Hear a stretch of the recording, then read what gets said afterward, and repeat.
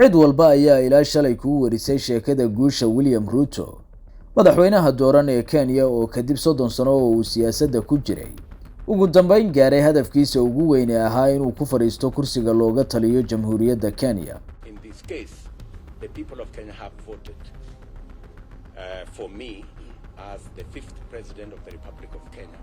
Kaga warrami mayno guusha ninkan ee aad ilaa shalay warbaahinta kala socotay bal inala dhigo qisa nololeedkiisa shakhsi ahaaneed oo ah mid dhiirigelin leh oo cid walba oo nolosha meel adag ka soo bilowday kuna riyoonaysa inay hadafyadeeda shakhsiga ah dadaal iyo adkaysi kale ahaaneed ku gaarto ayaa ninkani tusaale nool u noqday kadib markii daboolka laga qaaday sheekada waagiisii barbaaridda iyo marxaladihii saboolnimo ee uu nolosha maalinlaha ah ka soo maray.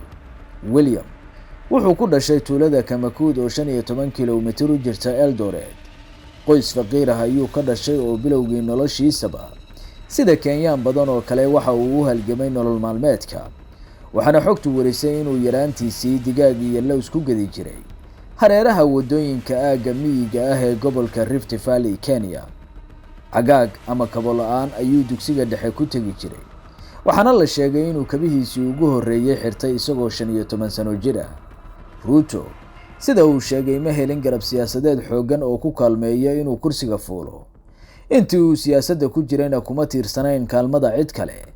haatan markii uu tartamayay waxa uu ololaha doorashada ku galay weedh ah qaranka xayraanka ah, Hustler Nation, weedhan oo isaga halganololeedkiisa siyaasadeed ka turjumaysa.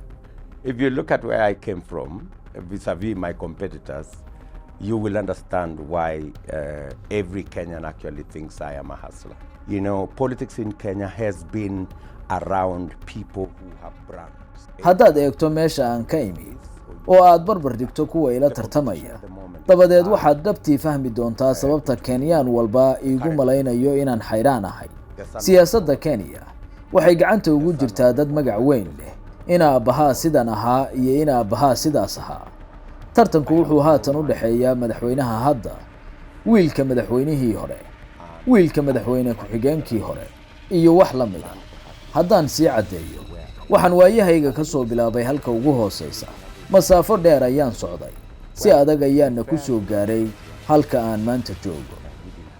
William oo haatan ku guuleystay isku daygiisii u horreeyay ee kursiga madaxweynaha dalkan ayaa hogaaminaya qaran la fahantiisu xayraan ah oo ku dhawaad 50% dadkiisu shaqo la'aan yihiin.